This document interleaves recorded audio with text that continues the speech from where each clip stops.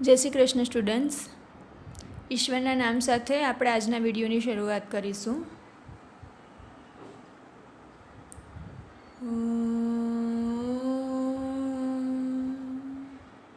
ગુરુ બ્રહ્મા ગુરુ વિષ્ણુ ગુરુદેવ મહેશ્વર ગુરુ સાક્ષાત પરબ્રહ્મ તસ્મૈ શ્રી ગુરવે નમઃ. તસ્મૈ શ્રી ગુરવે નમઃ. તસ્મૈ શ્રી ગુરવે નમઃ. ઓકે, આજનો ટોપિક છે કેટલાક વિશિષ્ટ વિધેયો. એમાં પહેલું વિધેય છે તદેવ વિધેય. બરાબર, તો તદેવ વિધેય જે છે એની શરૂઆત થઈ છે કે આરથી આર પરનું વિધેય છે, એટલે એને લખી શકાય F from R tends to આરનું વિધેય, જ્યાં એક્સ બિલોંગ્સ ટુ આર છે. બરાબર, એના માટે જો એફએક્સ બરાબર આપણને એક્સ જવાબ મળે, એટલે તમે એક્સ માટે જે કિંમત મૂકો, બરાબર, આ બાજુ એક્સ તરીકે તમે જે લો એ જ તમને જવાબમાં મળે, તો તેને તદેવ વિધેય કહેવાય.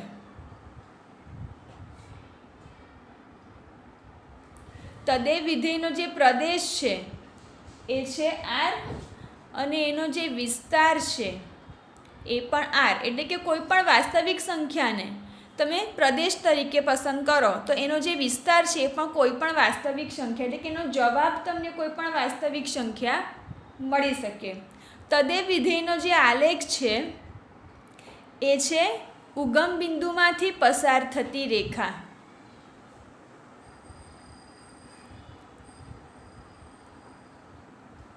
એટલે કે આ રીતે તમે એક્સ અક્ષ દોરો અને આ રીતે જો તમે વાય અક્ષ દોરો તો તદેવ વિધેયનો જે આલેખ છે એ જે આ ઉગમ બિંદુ છે 0 0 એમાંથી પસાર થતી રેખા તમને મળે છે. એટલે કે તમને જે ક્રમયુક્ત જોડ મળશે, ક્રમયુક્ત જોડ એ ઉગમ બિંદુમાંથી પસાર થતી રેખા હશે. બરાબર, આપણે દરેક વિધેય માટે ક્રમયુક્ત જોડ લેતા હોઈએ છીએ, તો તદેવ વિધેયનો આલેખ દોરતા આપણને જે ક્રમયુક્ત જોડના બિંદુઓ મળશે એ બિંદુઓમાંથી પસાર થતી જે રેખા છે ઉગમ બિંદુમાંથી પસાર થશે. ચાલો હવે આપણે બીજું લઈએ. બીજું જે વિધેય છે એ વિધેય છે અચળ વિધેય. અહીં અચળ તરીકે પણ તમે વાસ્તવિક સંખ્યાઓ લઈ શકો. એટલે આ જે વિધેય છે એ પણ એફથી આરનું વિધેય છે. બરાબર, જ્યાં એક્સ બિલોંગ્સ ટુ આર માટે તમને એફએક્સ બરાબર મળે છે સી, જ્યાં સી બરાબર અચળ સંખ્યા. હવે અચળ સંખ્યા તરીકે તમે વાસ્તવિક સંખ્યાઓ લઈ શકો, 1 2 3 કોઈ પણ વાસ્તવિક સંખ્યા અહીંયા તમે લઈ શકો. બરાબર, તો એનો જે પ્રદેશ છે અચળ વિધેયનો પ્રદેશ એ છે આર, અને જે વિસ્તાર છે એ છે એકાકી ગણ સી. બરાબર, એટલે વિસ્તારમાં તમને કોઈ એક જ જવાબ અહીંયા મળે છે. એનો જે આલેખ છે એ એક્સ અક્ષને સમાંતર રેખા મળે છે.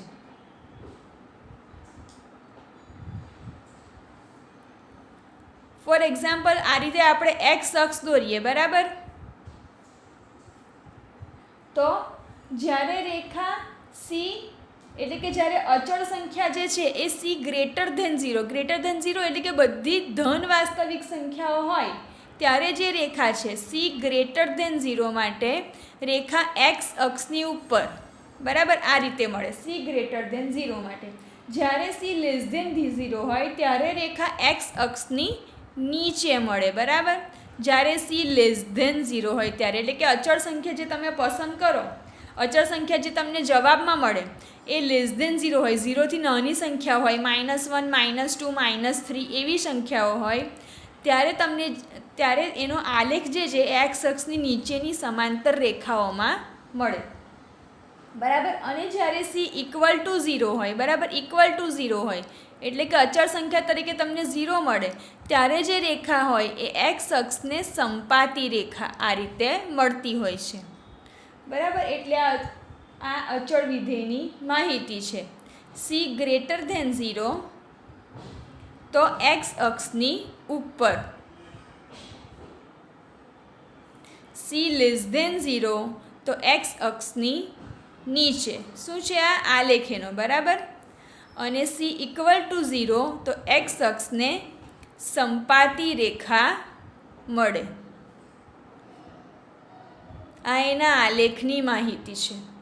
ચાલો હવે આપણે જોઈશું બહુપદી વિધેય.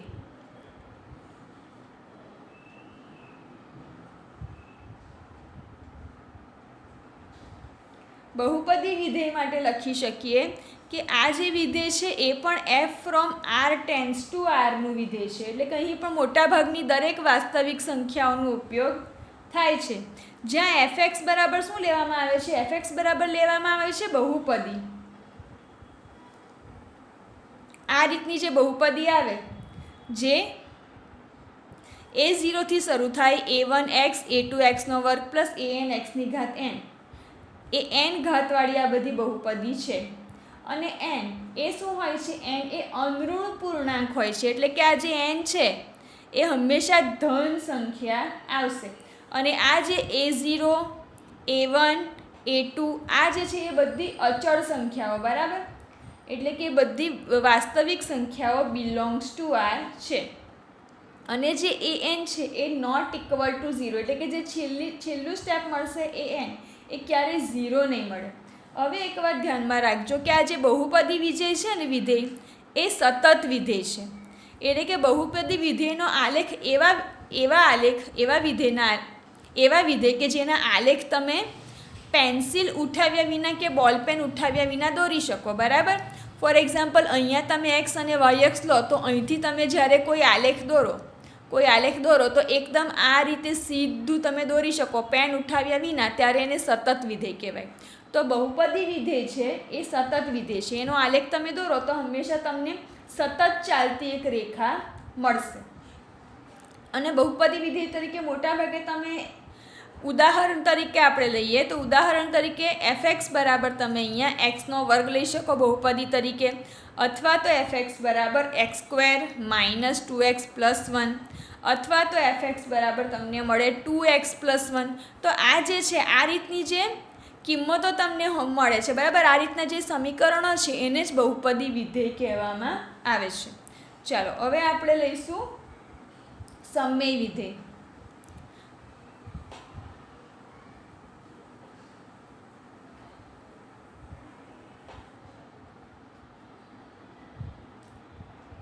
તો સમમેય વિધેય એવી જગ્યાએ વ્યાખ્યાયિત થાય છે કે જ્યાં g of X not equal to 0. g of X શું હોય છે? એ હંમેશા છેદ હોય છે. એટલે કે આ જે સમમેય વિધેય છે એ તમને fx અપોન gxના સ્વરૂપમાં મળે છે. gx નોટ ઇક્વલ ટુ 0 થાય તેવા પ્રદેશમાં વ્યાખ્યાયિત વિધેય, અથવા તો એવું કહીએ કે વ્યાખ્યાયિત બહુપદી વિધેય, કેમ કે ત્યાં અંશ અને છેદમાં તમને બહુપદી આપી શકે, બરાબર. બહુપદી વિધેય fx અને gx માટે જો fx એ અંશ હોય અને gx એ છેદ હોય તો જે છેદ છે એ હંમેશા નોટ ઇક્વલ ટુ 0 આવે. એવું કેમ કે જો gx ઇક્વલ ટુ 0 થાય, સમજી લો કે અહીંયા ઉપર 1 છે ને નીચે 0 છે. હવે આવી જે કિંમતો છે ને એને અવ્યાખ્યાયિત કિંમતો કહેવાય. એટલે કે જ્યારે પણ છેદમાં 0 થઈ જાય તો આખું વિધેય એ અવ્યાખ્યાયિત થઈ જાય. તો વિધેયને વ્યાખ્યાયિત થવા માટે જરૂરી છે કે fx અપોન gx આપેલું હોય સમમેય વિધેય.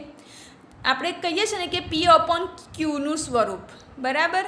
p અપોન ક્યુનું સ્વરૂપ, તો ક્યુ આપણે નોટ ઇક્વલ ટુ 0 લેતા હતા સમમેય સંખ્યા માટે, બરાબર. જેવી રીતે સમમેય સંખ્યા માટે આપણે છેદને નોટ ઇક્વલ ટુ 0 લેતા હતા, એ જ રીતે સમમેય વિધેય માટે પણ જે છેદમાં બહુપદી વિધેય આવશે gx એને પણ આપણે નોટ ઇક્વલ ટુ 0 લઈશું. For example, only for example આપણે એવું લઈએ કે 2x અપોન 1 છેદમાં 2x માઇનસ 2, બરાબર. એવું આપણે લઈએ તો અહીંયા જે છેદ એ નોટ ઇક્વલ ટુ 0 થાય એવું આપણે કંઈક અહીંયા કરવું પડે, બરાબર. તો અહીંયા જો એક્સ બરાબર તમે 1 લઈ લો, એક્સ બરાબર જો તમે 1 લઈ લો તો શું થશે, નીચે 0 આવી જશે. એટલે અહીંયા શરત એવી આવશે કે એક્સ નોટ ઇક્વલ ટુ 0 માટે આ સમય વિધેય છે. બરાબર, એટલે એ રીતનું અહીંયા હોય છે. જેમ એવા દાખલા આવશે ને એમ હું તમને સમજાવીશ તો તમને વધારે ડિટેલમાં ખબર પડશે. ચાલો, તો આ થયું સમય વિધેય. હવે આપણે જોઈશું માનાંક વિધેય.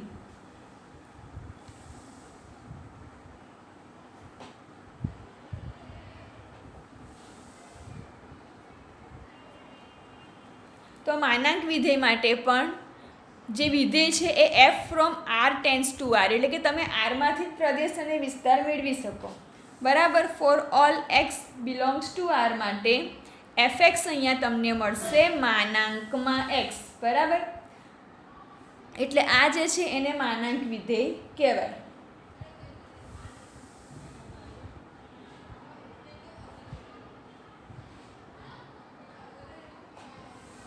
જ્યાં એફ એક્સ બરાબર માનાંકમાં એક્સનો અર્થ શું થાય, જ્યારે એક્સની કિંમત greater than or equal to 0 આવશે ત્યારે માનાંકમાં એક્સની કિંમત તમને મળશે પ્લસ એક્સ.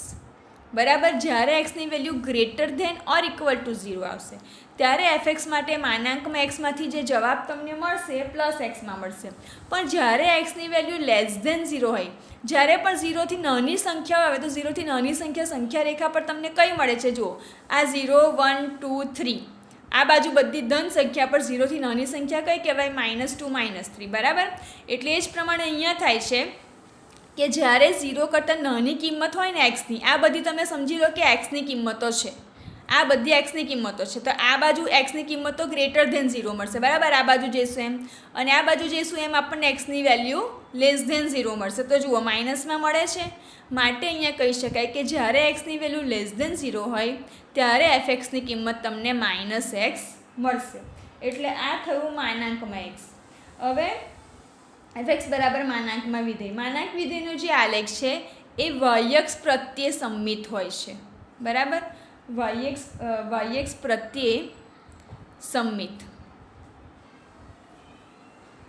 અને આ જે વિધેય છે એ હંમેશા એક્સ અક્ષની ઉપરની તરફ હોય છે.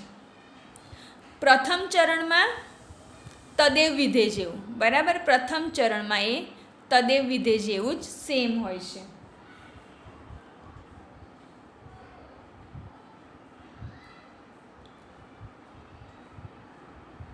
એનો જે પ્રદેશ છે, પ્રદેશ થશે આર.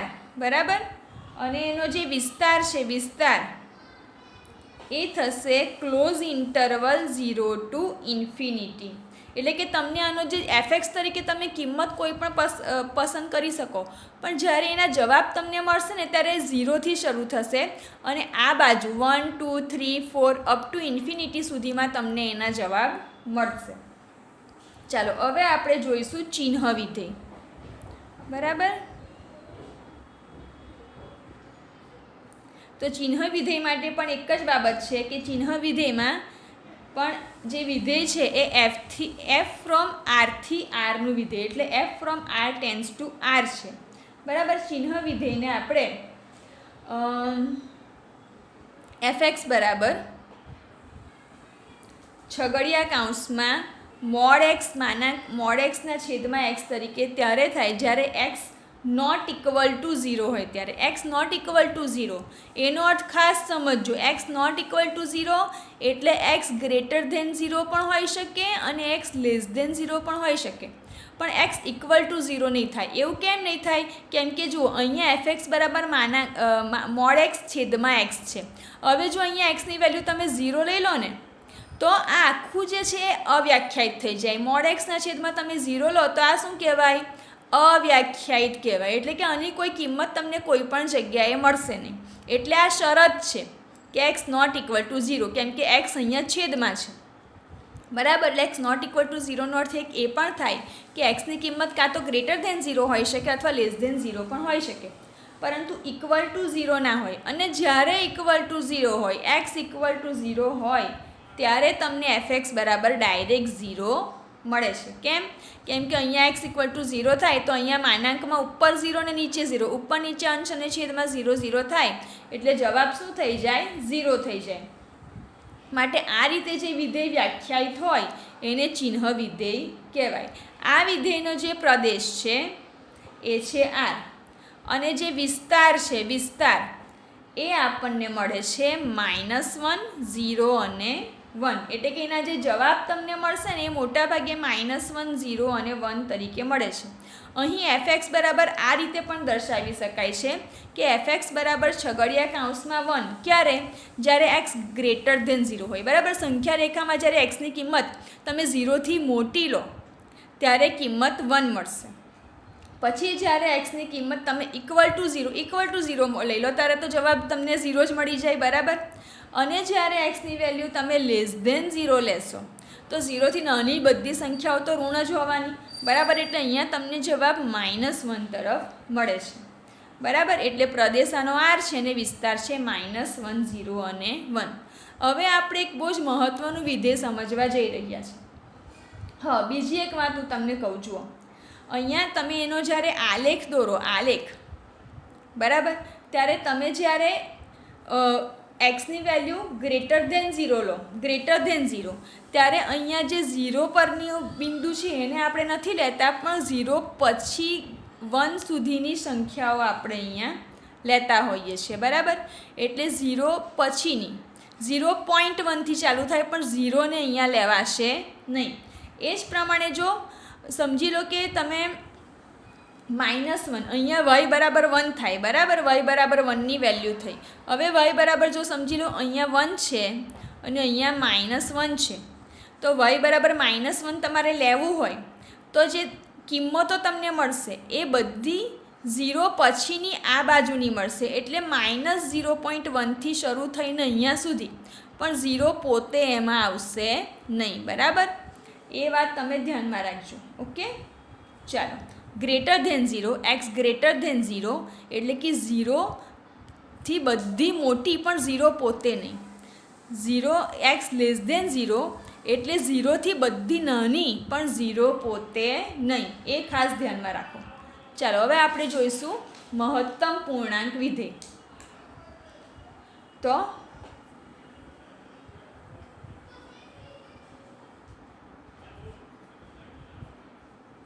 એને ફ્લોર ફંક્શન પણ કહેવામાં આવે છે. Floor function. બીજી એક વાત તમે ધ્યાનમાં લો, જો હું તમને કહેવાનું ભૂલી ગઈ કે જે ચિહ્ન વિધેય છે, જુઓ, ચિહ્ન વિધેયનો પણ આલેખ તમે દોરવા જશો ને તો ક્યારેય એનો આલેખ તમે બોલપેન ઉઠાવ્યા વિના નહીં દોરી શકો. જુઓ, અહીંયા આપણે x ગ્રેટર ધેન 0 લીધું ત્યારે આપણે અહીંયા એનો આલેખ દોરવો પડ્યો. બરાબર, ને x લેસ ધેન 0 લીધું ત્યારે એનો આલેખ નીચેની તરફ આવ્યો. એટલે આપણે બોલપેન ઉઠાવ્યા વિના આલેખ નથી દોરી શકતા. માટે આ જે ચિહ્ન વિધેય છે એ અસતત વિધેય પણ કહેવામાં આવે છે. બરાબર, ચિહ્ન વિધેય એ અસતત વિધેય છે. ચાલો, હવે આપણે જોઈએ મહત્તમ પૂર્ણાંક વિધેય. તો મહત્તમ પૂર્ણાંક વિધેયમાં પણ f ફ્રોમ R થી Rનું વિધેય કહેવામાં આવે છે, જ્યાં fx બરાબર થાય છે ફ્લોર ફંક્શન x. આ રીતે બોક્સ બનાવીને બોક્સમાં વચ્ચે xની કિંમત લેવામાં આવે છે. બરાબર, એને ફ્લોર ફંક્શન x કહે છે, જ્યાં x એ વાસ્તવિક સંખ્યામાંથી કોઈ પણ કિંમત લઈ શકાય. એટલે કે x બિલોંગ્સ ટુ R છે. હવે ફ્લોર ફંક્શન x એટલે શું? ફ્લોર ફંક્શન x એટલે xથી નાનો હોય અથવા xને સમાન હોય. xથી નાનો હોય અથવા તો xને સમાન હોય તેવા તમામ પૂર્ણાંકોનો છે.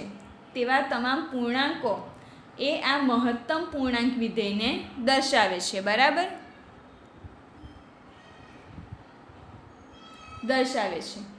એટલે આ જે વિધેય છે એને મહત્તમ પૂર્ણાંક વિધેય કહે છે. એનો જે વિસ્તાર છે, વિસ્તાર એ વિસ્તાર છે z. એટલે જવાબમાં તમને 0, -1, -2, -3 અપ ટુ ઇન્ફિનિટી અને આવે -1, 2, 3 અપ ટુ ઇન્ફિનિટી પણ તમને મળી શકે. બરાબર, એનો આલેખ જો તમે દોરવા જાઓ તો જુઓ, બુકમાં તમને એનો આલેખ આ રીતે આપેલો છે. બરાબર. આ મહત્તમ પૂર્ણાંક વિધેયનું છે, જેમાં ફ્લોર ફંક્શન એક્સ બરાબર -1 મળ્યા. ક્યારે મળ્યા -1? જ્યારે તમે એક્સની વેલ્યુ 0 અને -1ની વચ્ચે લીધી. પણ કેવી રીતે? -1 less than or equal to x less than 0 થયો ત્યારે. બરાબર. એટલે જુઓ એ કઈ રીતે થશે? -1 લેવાનો પણ 0 નહીં લેવાનો. બરાબર. તો એનો આલેખ અહીંથી થશે. અહીંયા 0 સિવાયની -1 સુધીની બધી જ સંખ્યા, એટલે આ એનો આલેખ થયો. -1 less than or equal to x less than 0. તો આ એનો આલેખ થયો 0 સિવાયની -1 સુધીની બધી સંખ્યાઓ. બરાબર. પછી જુઓ અહીંયા, તો ત્યારે શું થાય? ફ્લોર ફંક્શન એક્સ આપણને -1 મળે. બરાબર. ત્યાર પછી જુઓ, જ્યારે એક્સની value 0 less than or equal to x less than 1, મતલબમાં તમને જે બે કિંમતો આપેલી હોય એમાંથી જે નાની કિંમત હોય એ જ મહત્તમ પૂર્ણાંક વિધેયમાં તમને જવાબ તરીકે મળતી હોય છે. હવે જુઓ, 0 less than or equal to x less than 1 હોય તો એનો આલેખ શું થશે? જુઓ, એમાં 1 સિવાયની બધી સંખ્યાઓ, જુઓ અહીંથી શરૂ થાય છે કે 1 નથી આવતો, અહીંયા વચ્ચે ખાલી જગ્યા છે, એટલે 1 સિવાયની 0 સુધીની બધી જ સંખ્યાઓ અહીંયા આવશે, વચ્ચે ખાલી છે. જુઓ, એટલે આ જે છે, આટલો જે ભાગ છે એને કહેવાશે 0 less than or equal to x less than 1. બરાબર. ચાલો, ત્યાર પછી 1 less than or equal to x less than 2.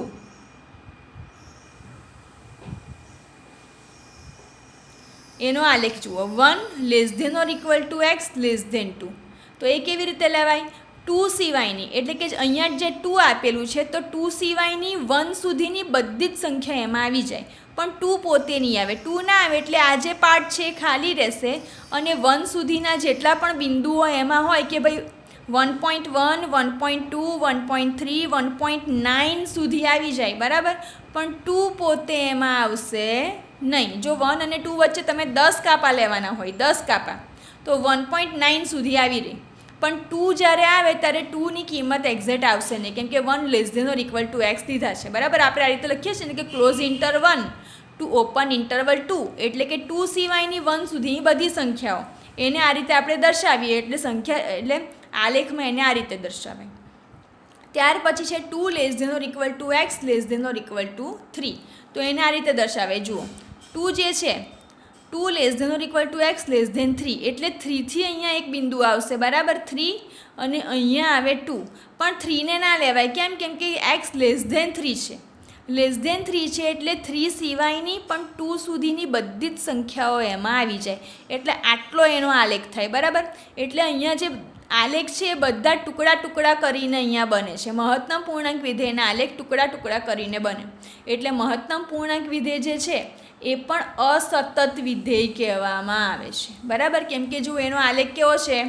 ટુકડા કરીને એનો આલેખ આગળ વધે છે. આમ બોલપેન ઉઠાવ્યા વિના તમે ક્યારેય મહત્તમ પૂર્ણાંક વિધેયનો આલેખ દોરી શકો નહીં. બરાબર. એટલે એક વાત એ તમે ધ્યાનમાં રાખજો.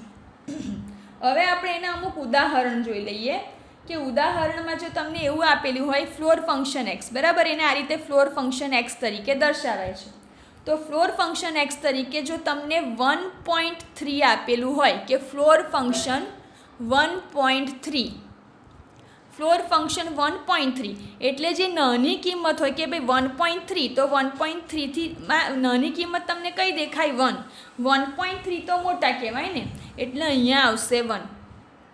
ત્યાર પછી ફ્લોર ફંક્શન 2.99, તો આને ખરેખર લખાય કઈ રીતે? 2.00 પ્લસ 0.99. બરાબર. તો આમાં ખરેખર 2.99 એ તો મોટી જ કિંમત કહેવાય ને, કેમ કે એમાં 0.99 ઉમેરાય ત્યારે 2.99 થયા, એટલે કે 0.99 2માં ઉમેરાયા છે. એટલે ફ્લોર ફંક્શન એક્સ 2.99માં નાનું કયું કહેવાય? મહત્તમ પૂર્ણાંક વિધેય, એટલે એક્સથી નાનો અથવા તો એક્સને સમાન હોય તેવો તમામ પૂર્ણાંકો દર્શાવે. તો અહીંયા એક્સને સમાન તો 2 જ કહેવાય ને, એટલે 2.99, ફ્લોર ફંક્શન 2.99નો જવાબ આવશે 2. બરાબર. એ જ પ્રમાણે તમે લઈ લો 3.04, આવું હોય તો ફ્લોર ફંક્શન 3.04, એનો જવાબ આવશે 3. બરાબર. એ જ પ્રમાણે જો એક્સની કિંમતો મેં અંદર પણ તમને દર્શાવેલી છે કે -2 less than or equal to x less than -1 એવી એક્સની કિંમતો તમને આપેલી હોય તો ફ્લોર ફંક્શન એક્સ શું મળશે? ફ્લોર ફંક્શન એક્સ તમને મળશે -2, કેમ કે આ બેમાંથી નાના કયા કહેવાય? -2 નાના છે એટલે -2 તમને મળે. પછી એક્સની કિંમત તમને એવી મળે કે 3 less than or equal to x less than 4. તો આ બેમાંથી નાના કયા? નાના થયા 3. એટલે અહીંયા ફ્લોર ફંક્શન એક્સ તરીકે તમને જવાબમાં મળશે 3. એટલે મહત્તમ પૂર્ણાંક વિધેય એટલે ખરેખર તમને જો 2 વેલ્યુ આપેલી હોય ને તો એમાં નાનું જ પસંદ કરવાનું. અને આ રીતે ફ્લોર ફંક્શનમાં તમને કંઈક આપેલું હોય કે ભાઈ 3 પોઈન્ટ, તો પોઈન્ટ પછીનું નહીં લેવાનું, ફક્ત જે આગળનો પૂર્ણાંક હોય કે ભાઈ 2.99 તો 2, 1.3 તો આગળનો પૂર્ણાંક 1, 3.04 તો આગળનો પૂર્ણાંક 3. એટલે આ રીતે મહત્તમ પૂર્ણાંક વિધેયનો જવાબ આપણે નક્કી કરતા હોઈએ છીએ. હવે આપણે જોઈએ વિધેયો પરની બૈજિક ક્રિયાઓ. કે આ બધા વિશિષ્ટ વિધેયો થઈ ગયા. હવે આપણે જોઈશું કે વિધેયો પરની બૈજિક ક્રિયાઓ. સમજી લો કે તમને 2 વિધેય આપેલા છે. એ 2 વિધેય છે એફ અને જી. 2 વિધેય તમને આપેલા છે. અત્યાર સુધી આપણે એક જ વિધેયની વાત કરી કે વિધેય એફ, જ્યાં જોઈએ ત્યાં વિધેય એફ.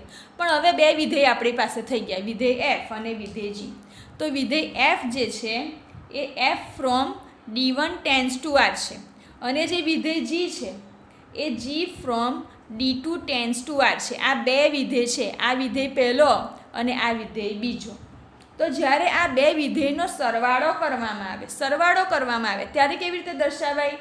એફ પ્લસ જી એક્સ, બરાબર, આ રીતે દર્શાવાય. એટલે જ્યારે પણ આ વિધેયનો સરવાળો કરવામાં આવે ત્યારે આ રીતે જો લખવું હોય ને તો એને લખાશે F plus G from tends to R, બરાબર, F plus G from tends to R, બરાબર. એટલે કે D1, પણ અહીંયા આપણે D1 અને D2 લીધેલા છે, બરાબર, D1 અને D2 લીધેલા છે એટલે અહીંયા D1 છેદ D2 એવું સાથે લખાશે, બરાબર. તો ચાલો, જો આ બેનો સરવાળો કરવામાં આવે, 2 વિધેયોનો સરવાળો એફ પ્લસ જી એક્સ, તો એને દર્શાવાશે એફ એક્સ પ્લસ જી એક્સની રીતે, બરાબર. હવે સમજી લો કે આ જે 2 વિધેય છે, આ 2 વિધેય વચ્ચે જો બાદબાકી કરવામાં આવે તો એ આ રીતે દર્શાવાય એફ માઇનસ જી એક્સ બરાબર F x minus G x. હવે સમજી લો કે આ 2 વિધેયનો જો ગુણાકાર કરવામાં આવે તો એને એફ ઇન્ટુ જી એક્સ બરાબર F x into G x આ રીતે દર્શાવાય. અને જો એનો ભાગાકાર કરવામાં આવે તો એમાં આવશે એફના છેદમાં જી એક્સ બરાબર એફ એક્સ છેદમાં જી એક્સ. એટલે કે આ સમય વિધેયનું સ્વરૂપ અહીંયા ભાગાકારમાં આવી જાય.